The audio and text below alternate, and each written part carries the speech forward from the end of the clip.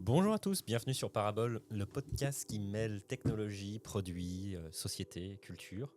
Et aujourd'hui, on est en compagnie de Ming. Je suis très ravi d'avoir Ming avec nous aujourd'hui.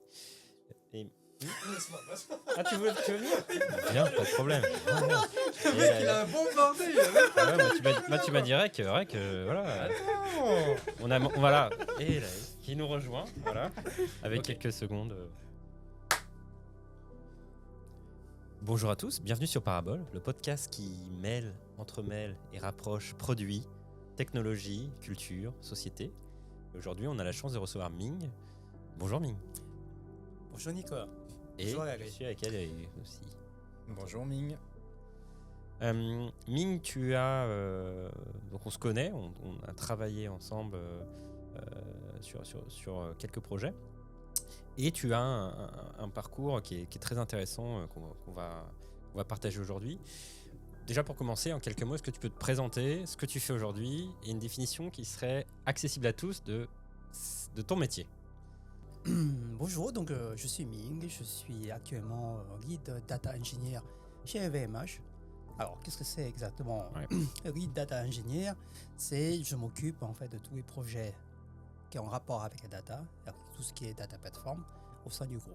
Et je lead, donc je gère une petite équipe de data engineer, donc de leur donner les conseils, mais aussi sur tout ce qui est architecture, les besoins du groupe LVMH, et le cadrage des différents projets, aussi l'estimation de chaque projet.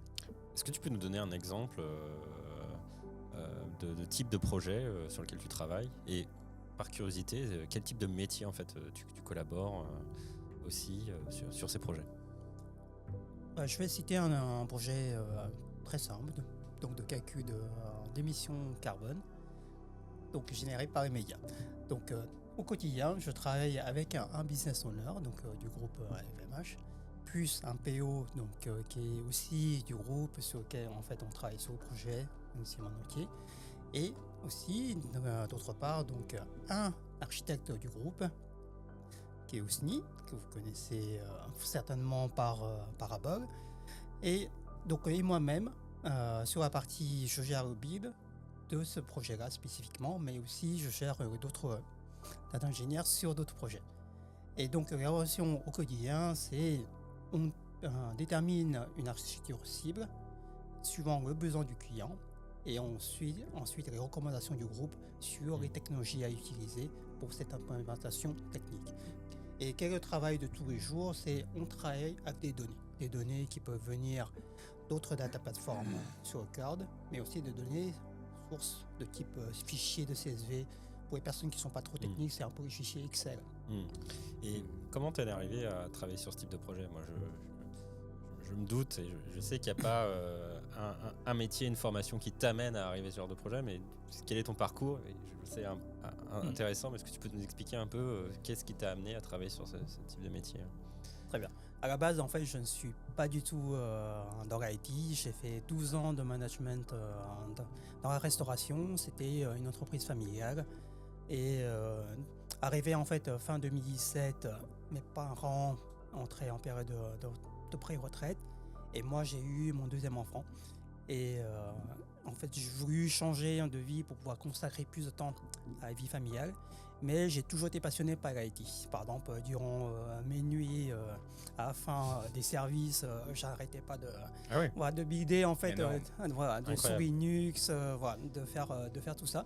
Et derrière, en fait, pour moi, en fait, je voulais retrouver une vie qui puisse en fait un meilleur équilibre de vie entre la famille et le travail.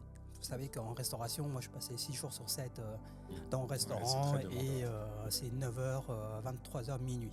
Donc je voyais pas mes enfants. Ça c'est intéressant parce que effectivement on se connaît bien parce qu'on a travaillé ensemble sur le projet que tu as évoqué, et le product owner, il se trouve que c'est... Voilà. C'est moi les gars. Voilà, tout à fait. C'est le fameux product owner. Exactement, et je pense qu'on a fait du bon boulot ensemble. En tout cas, ça a été un plaisir de collaborer sur ce sujet. Mais c'est vraiment intéressant de voir comment... C'est très inspirant de te dire que tu as eu le courage de te dire moi j'ai envie de changer de vie, j'ai envie de donner un nouveau souffle, un nouveau départ qu'est-ce qui a déclenché ça en toi? Qu'est-ce qui a été le moment où tu t'es dit, ok, bon maintenant c'est ce que je veux Le faire? pivot. Le pivot, c'était la naissance du deuxième enfant. On a eu quelques petites difficultés de santé avec la petite. Et j'ai pas vraiment autant, j'ai dû courir à gauche, à droite, et c'était impossible de concilier cette vie. Et en même temps, je voyais en fait que la grande, en fait, dans la relation que tu crées avec l'enfant, s'éloignait de plus en plus de toi. Et même maintenant, en fait, j'arrive pas à avoir cette même relation, cette proximité que j'ai avec la deuxième qu'avec la première. Et ce qui est, pour moi, la vie familiale était la priorité par rapport à la stabilité d'un restaurant qu'on avait depuis plus de 12 ans. Par rapport au challenge que tu avais dans du coup, cette activité de restauration hyper active, hyper stressante, est-ce qu'il y a des challenges qui sont identiques avec le métier que tu fais aujourd'hui dans la tech, ou il y a des nouveaux challenges que tu n'appréhendais pas auparavant? Est-ce que tu anticipais la gestion des humains, par exemple, des process, ce genre de choses? Alors, il y a un type de challenge qu'on va dire qu'on retrouve dans les deux métiers, c'est vraiment d'un management, donc les relations avec les différentes personnes avec qui tu travailles, mais aussi avec les clients. Et c'est aussi cette montée du stress. C'est quand on a des projets à rendre, qu'on atteint les deadlines, ou bien qu'on a en fait certains problèmes en production, etc. De savoir se gérer ce stress et de prendre des décisions vraiment dans très peu de temps. En fait, il faut réagir quasiment du tac au tac et de trouver une solution. Et après, il y a un autre challenge qui est totalement différent, c'est le challenge technique. C'est que dans la restauration, on fait la caisse, on sert le client, c'est plus manuel, beaucoup plus manuel que dans la réflexion. Même si la logique, il y a une logique qui est en fait il y a comme un les flow flux. du client. Voilà, il y a un flux. flux qui est mis en place, un peu comme une flux de données avec transformation. Un client qui arrive, on le fait asseoir, on lui donne sa carte. Ensuite, quand on a la commande prise, on lui sert à l'entrée et ensuite le flux continue. Et ensuite, on travaille beaucoup de flux en parallèle avec le nombre de clients, le nombre de tables que tu traites. Ouais. Mais l'aspect technique est très différent parce qu'on doit réapprendre toute la partie, tout ce qui est langage de programmation, le cloud, etc. Je vois que la conversation, elle est très enrichissante, très intéressante. Je pense pas qu'on ait le temps de tout voir et qu'on puisse donner le temps que cette histoire mérite, véritablement. Pour le prochain épisode. Je pense qu'il nous faut vraiment un épisode complet avec Ming pour pouvoir vraiment raconter cette histoire très fascinante de comment il a fait sa reconversion. Je pense que c'est très inspirant pour des personnes qui viennent de secteurs totalement différents de la tech. Et qui ont envie de rentrer dans la tech. On sait que c'est pas facile, il y a beaucoup de préjugés aussi. Et je pense que ça peut être très inspirant de continuer cette conversation dans un épisode à part. Merci beaucoup, Ming, avec grand plaisir pour cet échange. Et puis, on continuera cette conversation dans un prochain épisode. Ouais. Merci beaucoup, Ming. Merci. À bientôt. À bientôt sur Parabole. Bravo, Ming. Bravo.